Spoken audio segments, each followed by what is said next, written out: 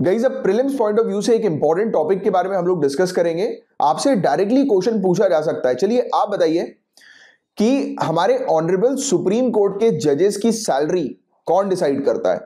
बताएं, किसके पास पावर है हमारे सुप्रीम कोर्ट के जजेस की सैलरी को निर्धारित करने की? बताओ, फटाक से नीचे कमेंट बॉक्स पर इसका आंसर लिखकर बताइए।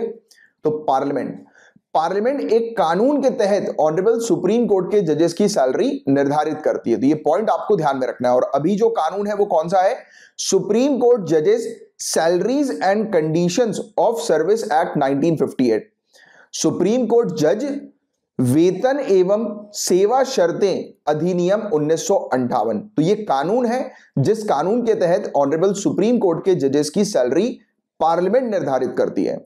अच्छा, मैं एक स्टेटमेंट दे रहा हूं, बताइए कि दोनों स्टेटमेंट में से कौन सा स्टेटमेंट करेक्ट है? राइट? पार्लियामेंट निर्धारित करती है ऑनरेबल सुप्रीम कोर्ट के जजेस की सैलरी, पहला स्टेटमेंट।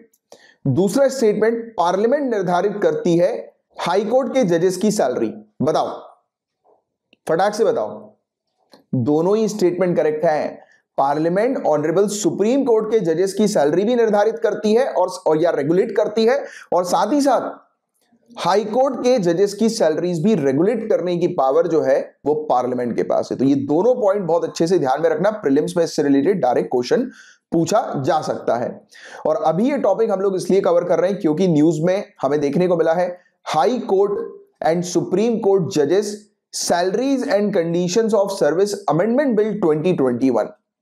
तो अभी एक संशोधन हम लोग को देखने को मिल रहा है, लोकसभा के द्वारा ये पास किया गया है। ये इसी से रिलेटेड है, बट इसमें कोई ज्यादा मेजर चेंजेस ये नहीं कर रहा है। इसमें एक्चुअली में ये क्लैरिफाई कर रहे हैं। मैं आपको थोड़ा सा एक बेसिक सी डिटेल बता देता हूं, हालांकि दैट इज नॉट इंपॉर्टेंट, वो चीज एग्जाम में नहीं पूछी जाएगी। जो चीज पूछी जाएगी वो ऑलरेडी मैंने आपको बता दी है।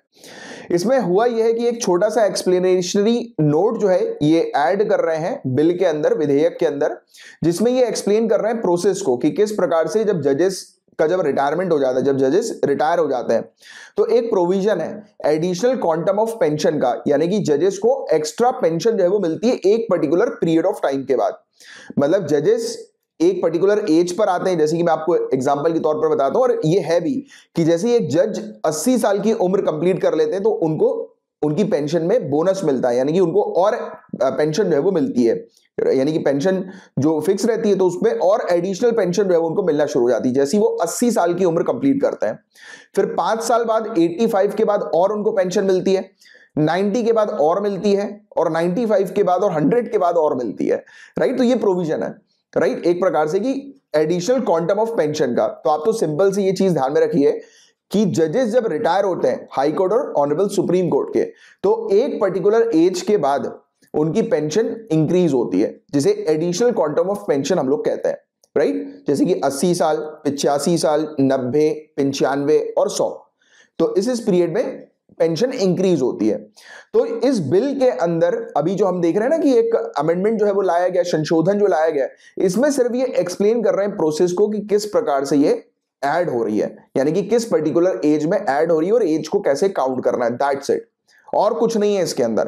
राइट? तो ये सिंपल सी चीज जो बस आप थोड़ी सी ध्यान में रखिएगा। और सैलरी जो ऑनरेबल सुप्रीम कोर्ट के जजेस को प्रोवाइड की जाती थी पहले, तो वो आर्टिकल 125 क्लॉज 1 जो हमारे इंडियन कॉन्स्टिट्यूशन का है और सेकंड शेड्यूल जो है उसमें निर्धारित था।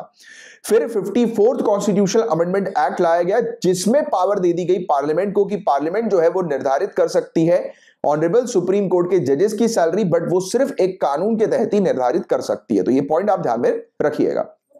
तो पार्लियामेंट के पास अथॉरिटी है कि जितने भी क्वेश्चंस होते हैं, इवन ना ही सिर्फ सैलरी से रिलेटेड बल्कि जजेस के प्रिविलेजेस वगैरह जो हम लोग को देखने को मिलते हैं, विशेष अधिकार जो हमें देखने को मिलते हैं, जो उनके अलाउंसेस जो होते हैं, भत्ते जो होते हैं, तो उनसे रिलेटेड भी डिसीजन लेने की जो अथॉरिटी है या ये सब चीजें जो पर्क्स वगैरह जो जजेस को प्रोवाइड किए जाते हैं, तो उसके बारे में भी पार्लियामेंट के पास अथॉरिटी है ये डिसाइड करने की।